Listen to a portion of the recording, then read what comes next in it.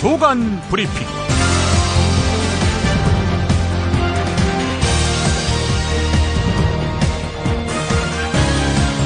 2015년 1월 8일 금요일입니다.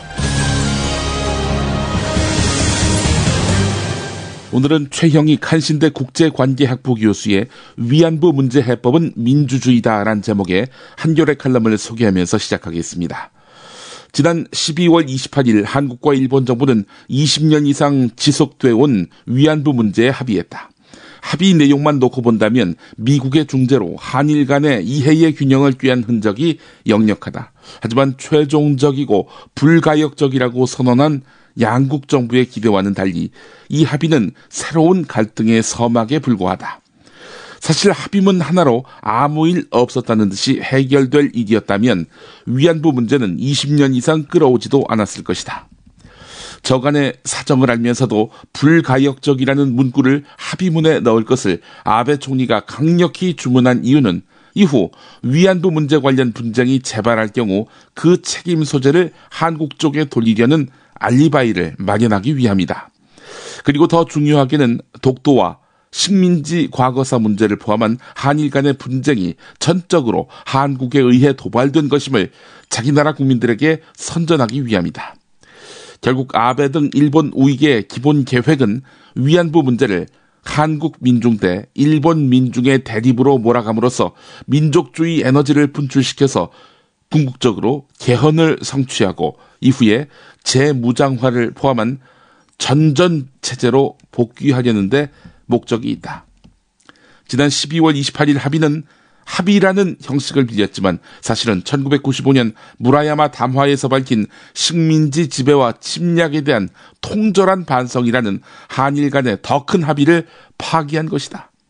아베 정권 등장 이후 일본에서는 위안부 문제를 포함한 역사 문제는 물론이고 정치 현안에 대해서도 민족주의를 우선시하는 우경화 경향이 두드러지고 있다. 평화헌법을 무력화하는 것이 그렇다. 이렇게 놓고 본다면 일본의 어떤 정부가 들어서건 위안부 문제에 대해 진정성 있는 사과를 기대하는 것은 사실상 불가능하다 하겠다. 사정이 이러할 때 문제를 해결하는 거의 유일한 길은 한국과 일본에서의 민주주의 확산과 한일 민중 사이의 민주적 연대에 기대는 것 외에는 달리 방법이 없어 보인다. 그 길이 멀고 험하더라도 말이다. 한일 간의 평화를 세우고 싶다면 민주주의를 택하라. 방법으로서의 민주주의, 그것이 문제다. 이런 내용이었습니다.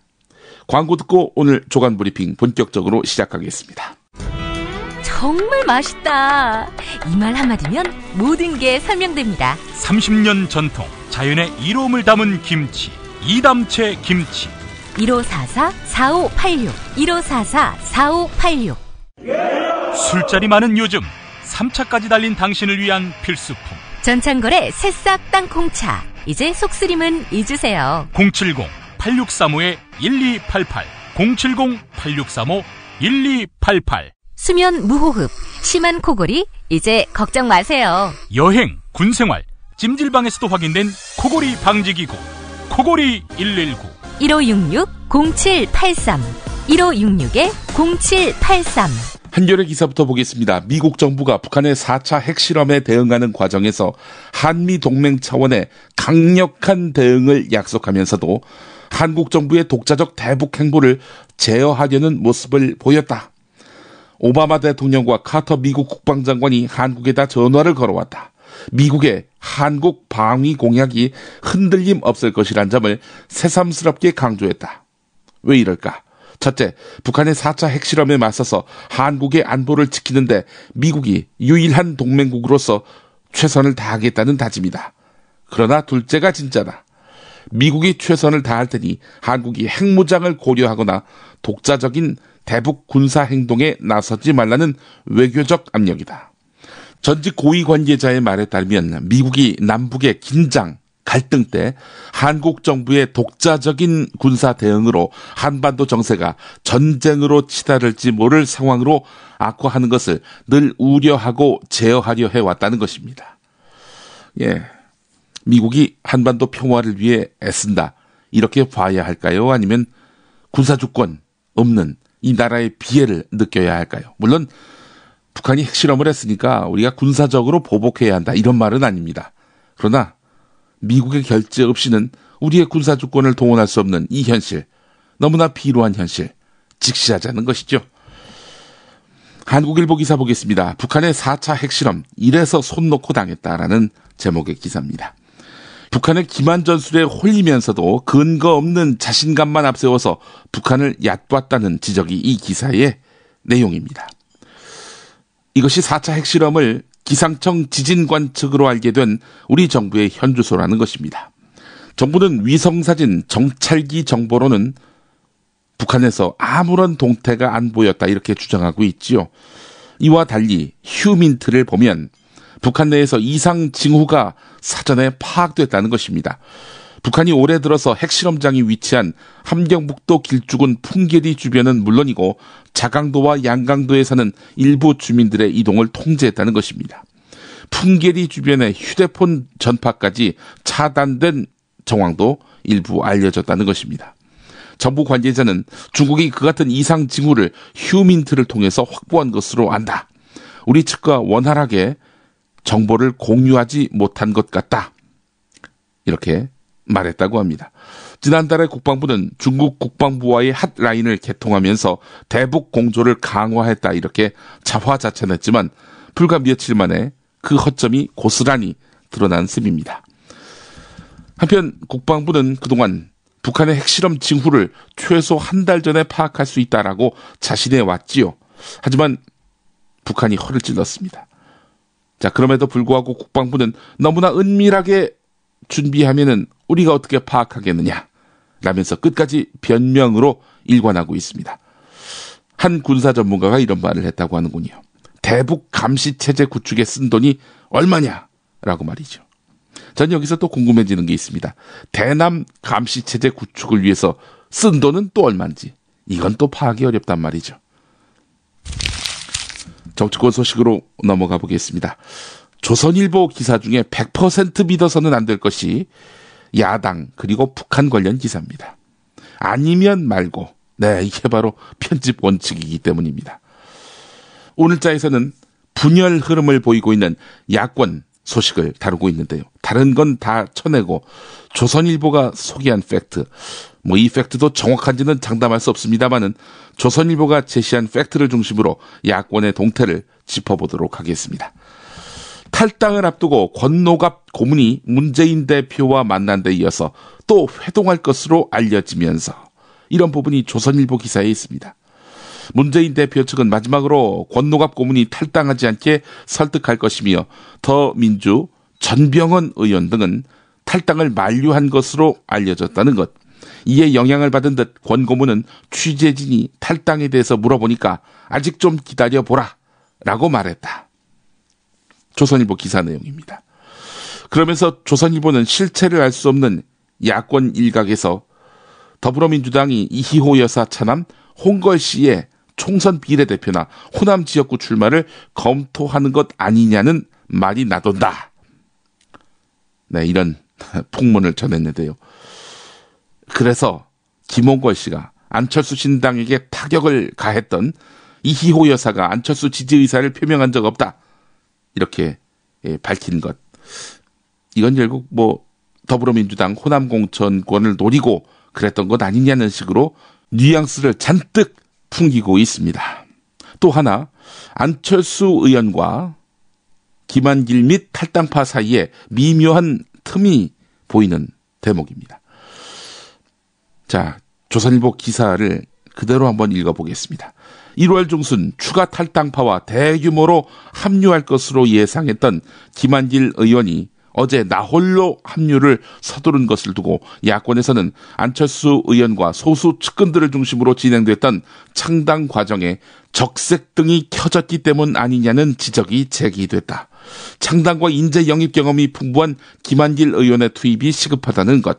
실제로 김한길 의원은 최근 안철수 의원에게 안철수 의원이 당대표를 맡지 않았으면 좋겠다는 뜻을 전한 것으로 알려졌다.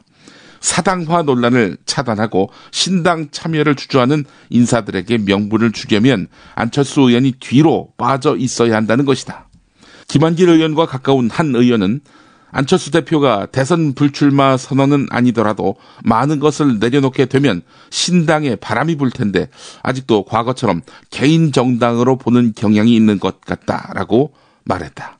신당의 재정부터 인사 그리고 인재 영입까지 안철수 의원과 측근들을 중심으로 폐쇄적으로 진행되면서 신당 참여에 의욕을 보여왔던 인사들이 배제되고 있다는 것이다. 여기에 출마를 준비하는 일부 안철수 의원 측근들이 공천 문제를 거론하면서 탈당했다고 무조건 공천되는 건 아니다라고 말해서 내부에서 탈당파 의원들과 불화를 자초했다고 한다. 그래서 이미 탈당한 최재천 의원, 더불어민주당 탈당을 결심하고 기자회견까지 준비했던 B 의원, C 의원은 신당 참여를 미뤘고 더불어민주당 문재인 대표는 이런 첩보를 입수한 뒤 탈당을 주저하는 의원들에게 전화를 걸어서 당 잔류를 요청한 것으로 전해졌다. 안철수 의원 중심의 정당 운영은 더불어민주당 중진 인사들의 참여도 맡고 있다. 신당에 참여할 황주홍 의원은 조선일보와의 통화에서 신당 지지율은 안철수 의원 개인 지지율보다 높게 나온다. 안철수 의원이 신당에 대한 기대를 개인 인기로 착각하면 곤란하다. 이렇게 말했다. 기사 내용이 이렇습니다. 결국은 공천시켜달라. 이게 주장하는 바였던 탈당파들. 이 탈당파들은 안철수의 정치적 이익과 무관합니다. 안철수를 이용 대상으로 삼을 뿐인 거지요. 무분별한 세분리기에 집착하다가 교체 요구가 높은 낡은 기득권 정치인들을 끌어안는 패착수를 둔다면 안철수 신당의 앞날 불투명해질 게 뻔하지요. 재미있는 쇼핑몰. 그런데 실생활에 굉장히 유용한 쇼핑몰. 재미월드입니다. 어떤 제품이 있는지 궁금하시죠? 검색창에서 재미월드를 입력하세요. 재미월드. 참치의 맛은 좋은 참치가 좌우합니다. 구이동 대양 참치가 그렇습니다. 무한 리필에 더한 무한 감동. 직접 경험해보세요. 구이동 대양 참치 02-455-8087. 서울, 인천, 경기의 신축 빌라 빌라타임즈에서 알차게 전해드립니다. 튼실한 사진, 지도 정보에다 현장 답사 서비스, 허위 매물에는 100만원 보상까지. 빌라타임즈를 검색하세요. 탄수화물 덩어리여서 싫다고요? 더 라이스 떡을 모르시나요? 비타민, 무기질까지 담뿍 담아 우리의 건강을 생각했습니다. 더 라이스. 더 라이스.net 02-2605-3644. 김용민이 전해드리는 조간 브리핑. 이른 아침 조간신문 핵심 기사를 훑어보는 시간, 김용민의 조간 브리핑.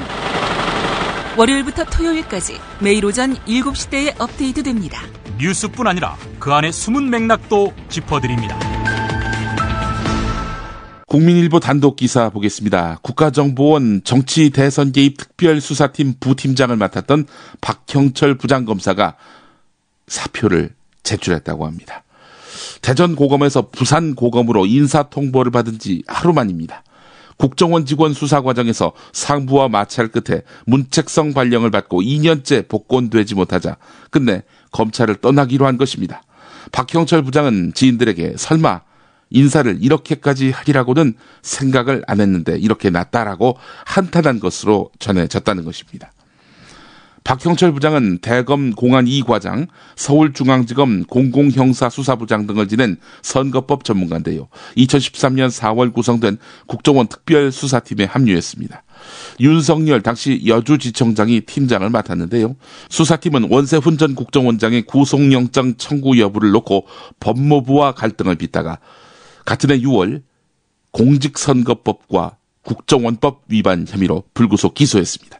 박형철 부장은 원세훈 전 원장의 첫 재판에서 정부와 여당을 비판하는 개인과 단체들에게 무차별적으로 종북 딱지를 붙이는 등 신종 메카시즘의 행태를 보였다라면서 국정원의 댓글 활동을 비판하기도 했습니다. 윤석열 전 팀장과 박형철 부장은 그해 10월에 검찰 지휘라인의 결재 없이 국정원 직원들에 대한 체포, 압수수색을 단행하고 공소장 변경을 신청했다가 지시 불이행을 이유로 각각 정직 1개월과 감봉 1개월의 징계를 받았는데요. 그러니까 윤석열은 정직 1개월, 박형철은 감봉 1개월 이렇게 됐다는 거지요. 이어서 이듬해 1월 정기 인사에서 윤석열 전 팀장은 대구고검으로, 박형철 부장은 대전고검으로 좌천됐습니다. 수사 일선에서 배제된 것이죠. 박형철 부장은 이후에도 서울을 오가며 원세훈 전 원장 재판의 공소 유지를 책임져 왔는데, 이번에 박형철 부장이 사표를 내면서 파기환송심이 진행 중인 원세훈 전 원장 공소 유지도 타격을 입게 될 것으로 보입니다. 한겨레 기사입니다. 국가정보원이 최동욱 전 검찰총장의 혼외자로 지목된 최모군에 대해서 뒷조사를 벌인 것은 검찰의 국정원 대선 여론조작 사건 수사를 압박하기 위한 그런 음험한 의도에서 비롯된 것이라는 취지의 법원 판결이 나왔습니다. 그래서 국정원 직원 송모와 조오영 전 청와대 행정관에게는 각각 벌금 700만 원, 조이제 전 서초구청 국장에게는 벌금 1000만 원을 선고했습니다. 재판부는 국정원 직원 송 씨가 정보 수집 당시 있었던 관계기관 간의 갈등에 비춰보면은 검찰로 하여금 국정원장의 대선 개입 사건과 관련해서 공직선거법이 아닌 국정원법 위반만으로 기소하도록 압박을 할 방편의 하나로 첩보를 검증하려는 목적이 있었던 것으로 추론된다. 이것은 국정원의 직무 범위와 관련해서 정당한 것으로 볼 수 없다. 이렇게 밝혔다는 겁니다. 그러니까 국정원에 대해서 검찰이 수사에 들어오니까 이 국정원에서는 어이 최동욱 총장님 그 남몰래 아들 하나 두셨대. 그 아들 공개되면 개망신 아닙니까? 그러니까 우리 원세훈 전 원장 선거법으로 하면은 너무 가혹하니까 국정원법만으로 기소하시죠. 우리 이걸로 거래합시다. 라는 식의 압박의 수단으로 활용했다는 것이죠. 한편 조오영 전 행정관, 당시 청와대 문고리 3인방 권력 중에 한 사람으로 꼽히는 이재만 총무비서관의 부하 직원이었지요. 예, 이 사람도 여기 연루가 된 걸로 봐서는 우리 박근혜 각하의 관심사가 아니었겠는가. 최소한 최동욱의 숨겨진 아들, 이게 청와대의 관심사가 아니었겠는가 하는 추론이 가능합니다. 이 정상적인 정권 아래에서라면은 검찰, 법원 이 정도로 덮지는 않을 것 같은데요. 더 깊게 파고들어서 실질적인 몸통, 최동욱 뒷조사해 이렇게 지시한 그 몸통을 밝혀냈을 겁니다. 정상적인 정권이라면. 한편 이 소식을 조선일보도 전했는데요. 물론 작게 처리했습니다. 조선일보가 어떤 신문입니까? 최동욱 전 검찰총장 혼외자 관련 보도를 최초로 했던 신문 아닙니까?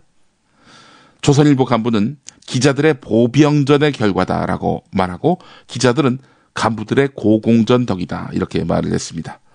서로 공을 이렇게 떠넘기는 이런 아름다운 모습을 보이고 있는 것 같은데요. 기자들의 보병전이 뭡니까? 이거 누구로부터 정보를 받지 않고 자기들이 알아서 발로 뛰어서 취재한 결과다라는 것이고, 근데 기자들은 간부들께서 어디서 정보를 물어와 줘서 우리가 이걸로 기사를 썼다. 이런 얘기 아닙니까? 누구 많이 맞을까요? 예, 서로 아름답게 공을 이렇게 떠넘기는 이런 행태 같진 않아 보입니다. 자, 이런 가운데 곽상도 전 청와대 민정수석이 최동욱 총장 관련 보도 한 달 전에 조선일보 강효상 편집국장을 만나서 최동욱은 내가 날린다라고 말했다는 주장이 제기됐습니다. 그러면서 곽상도가 강효상 편집국장에게 뭔 정보를 준 거 아니냐, 이런 의혹도 제기가 됐는데요. 자, 법원이 인정했듯이 최동욱 당시 검찰총장의 혼외자 들춰내기는 국정원 대선 개입 진실 규명을 좌절시키기 위해서 국가기구가 행한 공작으로 볼 수 있겠습니다. 여기에 조선일보가 공모를 했던 것이죠. 자, 그럼에도 불구하고 조선일보의 반성과 사과는 없습니다. 이재명 경기도 성남시장에 대한 조선일보, 동아일보의 협공이 시작됐습니다. 청년배당, 무상교복, 산후조리 지원 등 이른바 3대 무상복지 사업을 이재명 시장이 일방통행식으로 강행하고 있는데, 보건복지부와 경기도가 법령 위반 등을 이유로 해서 관련 예산안에 재의를 요구했지만 오히려 재의 요구를 철회할 것을 요구하는 등 적반하장식 반발을 하고 있다라면서 이재명 시장을 비난하고 있습니다. 새누리당 정권의 보건복지부와 새누리당 정권의 경기도라는 사실을 보자면 이런 중앙정부와 광역단체의 의도가 개운치 않습니다. 조선일보는 이재명 시장의 이런 행보에 대해서 복지 포퓰리즘이라고 지적하는데, 복지 시책은 주었다가 다시 뺏기 어렵기 때문에 지속가능 여부가 고려돼야 한다. 선심성 시책을 계속한다면 후임 시장에게 두고두고 부담이 될 것이다. 복지 시책은 주었다가 다시 뺏기 어렵기 때문에 지속가능 여부가 고려돼야 한다. 선심성 시책을 계속한다면 후임 시장에게 두고두고 부담이 될 것이다. 이런 말을 인용하기도 했습니다. 동아일보는 오늘 장문의 기사를 통해서 과연 성남발 무상복지는 성남만의 문제일까? 동아일보의 취재 결과 성남의 무차별적 복지가 다른 지역에 부정적인 영향을 주고 있는 것으로 나타났다. 타 지역 지방자치단체장도 표를 위한 복지의 유혹에 빠져들고 있다는 것이다. 성남발 복지 포퓰리즘이 다른 지역에 끼친 악영향이 있다라는 지적입니다. 이대로 가면은 표를 위한 복지가 지방자치단체 재정을 크게 위협할 것이라는 이야기인데요. 동아일보는 지난 6일자에서도 이재명 성남시장이 3대 무상복지 강행을 밝힌 다음 날 성남 지역에서 만난 주민들의 반응을 전하면서 공짜 지원을 받는 사람도 있었지만 상당수는 과연 실현이 가능할지, 얼마나 지속될 수 있을지 고개를 갸우뚱했다. 그동안 정치인들이 앞다퉈 내놓은 포퓰리즘 정책의 속내를 잘 알고 있기 때문이라면서 성남시민의 기류 또한 비판적이다라는 식으로 보도했습니다. 하지만 경향신문은 지난 6일자 사설을 통해서 지역민들을 위한 맞춤형 복지 모델을 만들어 시행하겠다는 성남시의 시도는 오히려 복지 실험으로서 권장해야 할 일이라면서 성남시는 풀뿌리 단계의 복지 실험을 할 수 있는 능력을 갖추고 있음을 보여줬다. 이렇게 긍정적으로 평가했습니다. 경향신문은 또 2010년 7천억이 넘는 부채에 시달려 모라토리엄, 즉 지불 유예를 선언했지만 3년 6개월 만에 위기를 넘겼고 지금은 중앙정부로부터 보통교부세를 받지 않는 양호한 지자체로 거듭났다면서 풀뿌리 단계에서 복지정책의 성패를 하나하나 검증해보고 성공적인 모델이 된다면 전국 단위로 확대하는 것도 좋은 방법이다라고 설명했습니다. 조선동아일보가 왜 반대하겠습니까? 복지정책이 확대되면은 당연히 부담 비용이 늘어나게 될 것이고, 그렇다면은 증세 논의가 시작될 겁니다. 증세, 누구한테 세금을 더 걷겠습니까? 부자들이죠. 기득권층이죠. 세금 더 내기 싫은 조선일보, 동아일보의 속내가 이재명 시장 비난으로 이어지고 있는 것이죠. 이재명 시장이 지도자로 부상하는 것을 막으려는 그런 의도도 분명히 있을 테고요. 정부의 반대에도 불구하고 경기도 성남시가 추진해온 산후조리 지원 사업의 첫 수혜 시민이 산후조리비를 지급받았습니다. 이재명 성남시장이 청년배당, 산후조리, 무상교복 지원 등 이른바 성남시 3대 무상복지 사업이 반영된 예산안에 대해서 제의 요구를 하라는 경기도와 중앙정부 지시에 예산 집행으로서 답을 한 셈입니다. 한마디로 보건복지부, 경기도, 닥쳐라, 우리가 하는 거 봐라, 이렇게 나온 것이죠. 이재명 시장은 기자들과 만나서 3대 무상복지 예산안에 대한 경기도의 제의 요구 지시는 지방자치 훼손이자 복지 후퇴를 종용하는 부당한 결정으로서 남경필 경기도지사는 제의 지시를 철회해야 한다, 이렇게 밝혔습니다. 이재명 시장은 지방자치를 보호, 확장시켜야 할 광역자치단체장이 복지 축소를 주장하는 중앙정부의 지시를 그대로 따라서 기초자치단체의 정책 결정권을 침해하려는 것은 지방자치를 스스로 부정하는 참으로 실망스러운 일이다, 이렇게 말을 했는데요.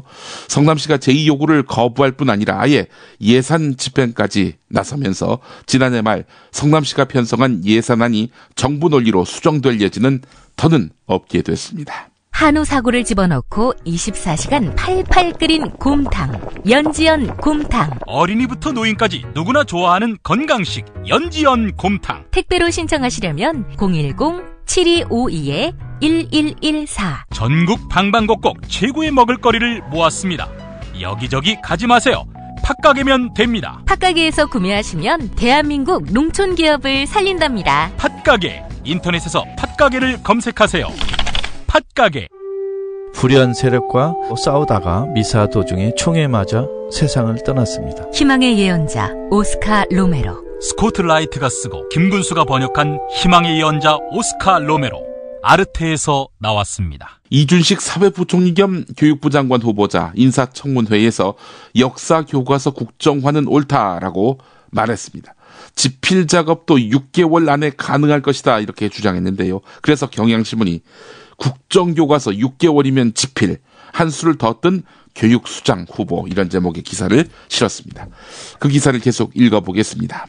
예비 교육수장의 입에서 초고속 집필 계획이 확인되면서 졸속 집필 우려가 커지고 있다. 한편 본인과 가족에 대한 종합세트식 의혹들에 대해서는 송구스럽다는 말을 연발했다. 첨예한 교육 현안들에 대해서는 파악이 안 됐다는 답변을 이어가서 여당 의원들조차 우려했다. 이준식 후보자는 최근 논란이 된 교사 빗자루 폭행 사건을 알고 있느냐는 이종훈 새누리당 의원 질문에 잘 모른다라고 답했다. 또 교권 추락에 대한 대책을 묻는 질문에는 현재 담임 수당을 인상하고 있는 것으로 알고 있다는 엉뚱한 답변으로 빈축을 샀다. 이런 내용입니다. 이준식 후보자의 교육 철학 부재, 이것도 문제지만 도덕성 문제는 더 심각합니다. 한겨레 사설로 짚어보겠습니다. 이준식 후보자의 가장 치명적인 도덕적 약점은 서울의 노른자 위 지역에 아파트와 오피스텔을 4채나 갖고 있다는 점이다. 부인이 소유하고 있는 2채의 오피스텔에서 최근 5년 동안 1억 800여만 원의 짭짤한 임대 수익도 올린 것으로 나타났다. 뛰어난 재테크 기술이 비난받을 일이냐고 반문할 사람도 있겠지만 서울의 아파트를 4채씩 갖고 있는 사람은 서울 시민의 0.05%밖에 되지 않는다. 이준식 후보자도 이런 상황을 의식한 듯 서민들의 애환을 고려하지 않았다고 고개를 숙였다. 그렇지만 장관이 되면 지금까지 없던 서민들에 대한 배려심이 갑자기 생겨날까?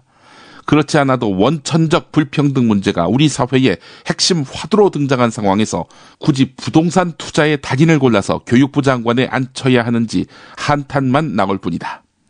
이준식 후보자가 자녀의 미국 국적 문제에 대해서 국적 회복 절차를 진행할 예정이라고 밝힌 것도 쓴웃음을 자아낸다. 엄밀히 말해서 국적은 딸 본인의 문제지 이준식 후보자의 문제는 아니다. 게다가 딸은 이미 결혼까지 한 성인이다. 이준식 후보자의 딸의 미국 국적 보유 사실을 안 지도 벌써 8년이 지났다고 한다. 그런데 이제 와서 자신이 장관이 되기 위해서 딸의 국적을 바꾸겠다고 나섰으니 한마디로 코미디다. 제대로 된 교육은 자라나는 세대를 독립적 인격체로 존중하는 데서 출발한다. 이 한 가지 점만으로도 이준식 후보자는 교육수장으로서 자격 미달이다. 네, 이런 내용입니다. 그 정권의 그 부총리다. 이런 생각 저만 갖고 있는 것일까요? 서울신문 기사 보겠습니다. 박종훈 경남교육감을 엿먹이기 위한 주민 소환 청구. 그 배후가 서서히 드러나고 있습니다. 무상급식 문제로 사사건건 대립해온 홍준표 지사의 그림자가 보이고 있는 것입니다. 박종훈 교육감 주민 소환 청구 서명부 허위 작성 사건을 경남 창원 서부경찰서가 수사하고 있는데요. 서명 허위 작성 관련자 6명을 출국 금지 조치하고 압수수색을 벌였습니다. 경찰에 따르면 허위 서명을 하다가 적발된 4명과 이들에게 서명을 지시한 1명 등 여성 5명은 경찰에 불려나가서 50대 남성의 부탁을 받고 허위 서명 작업을 했다. 이렇게 진술했다고 합니다. 경찰은 허위 서명을 한 여성 중 2명은 지방선거 때 홍준표 경남도지사의 외곽 지원 조직으로 알려진 대호산악회 회원으로 확인됐다고 설명했습니다. 이미 보도가 됐지만 허위 서명 작업을 하던 북면의 공장 사무실은 홍준표 지사의 측근으로 알려진 박치근 경남FC 대표이사가 공동 소유주인데요. 이 박치근 대표가 대호산악회에 무상으로 빌려준 것으로 확인됐다고 합니다. 경찰은 아직까지는 이 박치근 대표가 허위 서명 작업에 관여된 사실은 확인되지 않았다 이렇게 밝혔습니다. 홍준표 산악회 인사, 또 홍준표 측근. 어쩌다 이렇게 배후에 홍준표의 그림자만 보일까요? 경향신문 단독 기사 보겠습니다. 동부대우전자가 희망퇴직, 정리해고 등으로 정규직 노동자들이 빠진 자리에 투입할 비정규직 노동자를 충원하면서 직업안정법상 금지된 근로자 공급계약을 체결한 것으로 확인됐다는 내용입니다. 직업안정법에 따르면 다른 사람의 취업에 개입해서 이득을 취하는 중간 착취를 막기 위해서 노동조합에만 근로자 공급 권한을 주는 것입니다. 경향신문이 입수한 인력공급계약서에 나와 있는 내용이 그러한데요. 노무법인 참터의 이병훈 노무사는 희망퇴직한 정규직 노동자 자리에 사내하청업체 직원을 투입했다가 파견법 위반 문제가 생기니까 이들과 기간제 계약을 한다는 그림을 만들기 위해서 인력공급계약서를 제출한 것이다. 이렇게 말을 했는데요. 문제는 불법 파견이 아니라는 점을 증명하기 위해서 내민 증거가 불법이란 점입니다. 이병훈 노무사는 책에서나 접하던 인력공급 계약서는 대기업의 인사 노무관리가 얼마나 주먹구구식인지를 보여주는 단면이다. 이렇게 말을 했는데 말이죠. 불법 파견, 이제 앞으로 또 허용한다는 거 아니겠습니까? 딸을 잘못 만나셨군요. 왜 이 시기에 걸리셔가지고.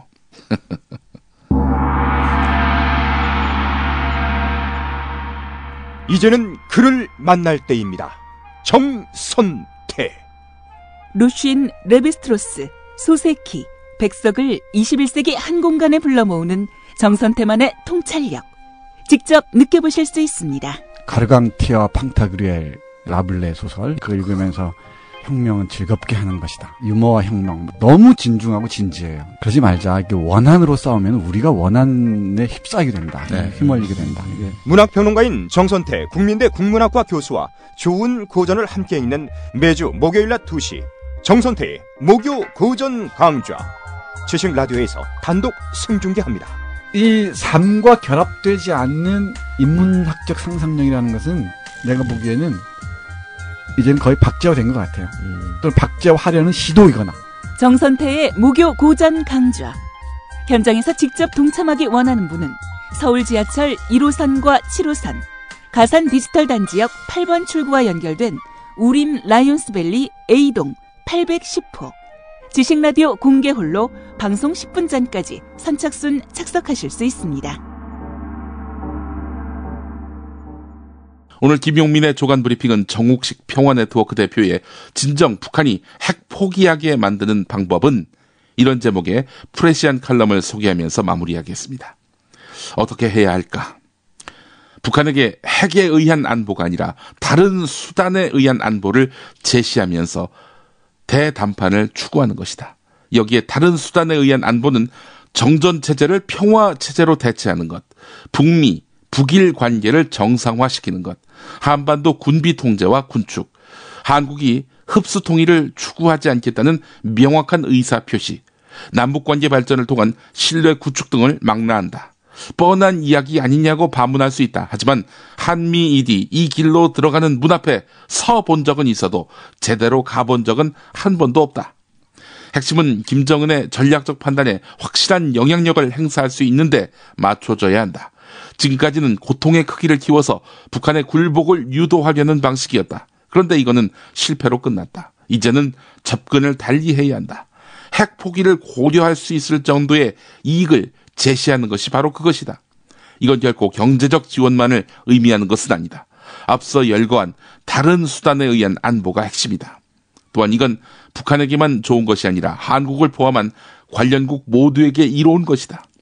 그래서 몇 가지 주문하고 싶다. 먼저 북핵 실험이 위기로 치닫지 않기 위해 단호하면서도 절제된 자세가 필요하다. 강대 강의 대결보다는 냉각기를 가질 수 있어야 한다. 또한 북핵 실험을 이유로 해서 한미일 군사 공조를 강화하는 것도 피해야 한다. 중국과 러시아를 포함한 5자 연대를 통해서 북한과의 대담판 틀을 짜야 한다.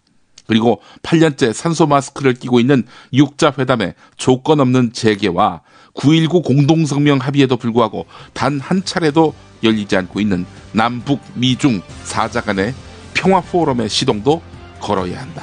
네, 지난하고 복잡하지만 대화로 풀어가자. 이런 이야기지요. 조간 브리핑 마치겠습니다.